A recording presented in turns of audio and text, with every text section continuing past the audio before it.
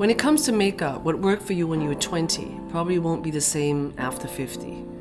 But what can stay the same is how naturally beautiful and glowing you can look. Here I'll show you how to evolve your application techniques as your skin changes.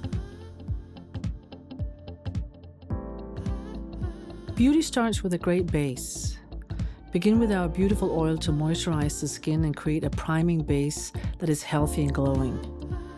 Put about 5 drops on top of your hand and dab a bit of the oil on top of each cheekbone, around the soft skin on the sides of the eyes and all over the face. Apply our super hydrating lip balm to the lips. Moisture is very important as we get older, whether that be drinking plenty of water or using the right hydrating products to keep your skin healthy. For mature skin, we really want to keep the foundation at a minimum. The more you apply, the more it'll show, so keep it light. Use the warmth of your fingers to make the foundation become one with the skin. Blending it in so it doesn't sit on top of the skin and cling to wrinkles. Apply with broad strokes on the areas that don't need full coverage, acting as a tinted moisturizer around your T-zone and cheeks.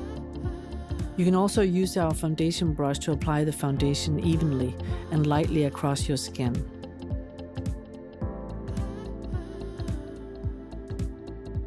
For dark spots and problem areas like around the nose and under the eyes, use a concealer brush to precisely add more of the foundation, layering to cover only those small areas where you need it.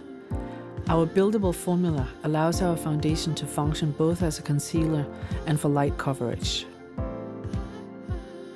As we grow older, brows tend to thin out, so I like to start by using the spoolie end of our brow brush to shape the brows to their fullest. Then I like to use a light eyeshadow to fill the brows instead of using a pencil, which often looks too heavy and waxy. We only need a bit of color to create a fuller yet natural look.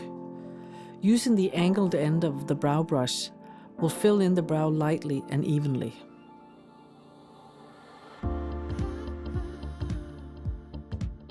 For the eyes, use a brown eye pencil on the lash line, pulling the skin lightly and gently back to apply the pencil up to the lashes. It doesn't need to be perfect, since you will be using an angled brush to smudge the color for a natural line. For a more defined eye, use a black color.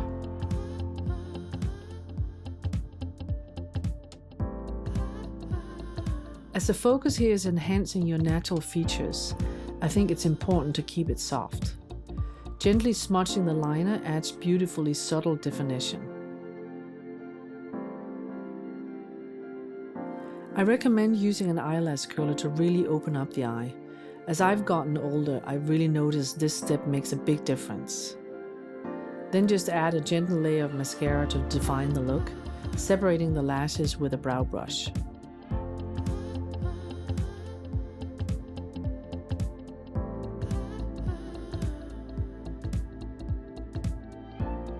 For me, a cream blush is the most beautiful for a mature woman compared to a powder blush.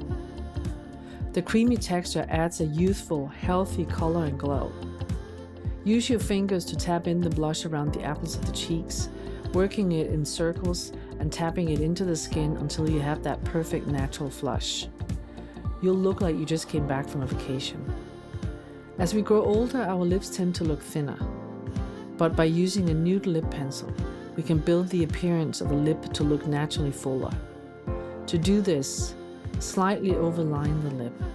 Typically, I focus in the outer corner of the lower lip and the full upper lip.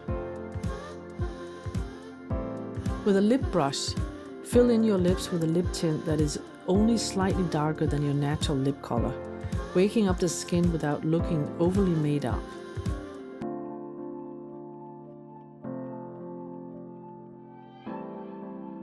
Finish the look with a very light brushing of powder over the face, avoiding the cheeks to let the skin have a natural, healthy sheen.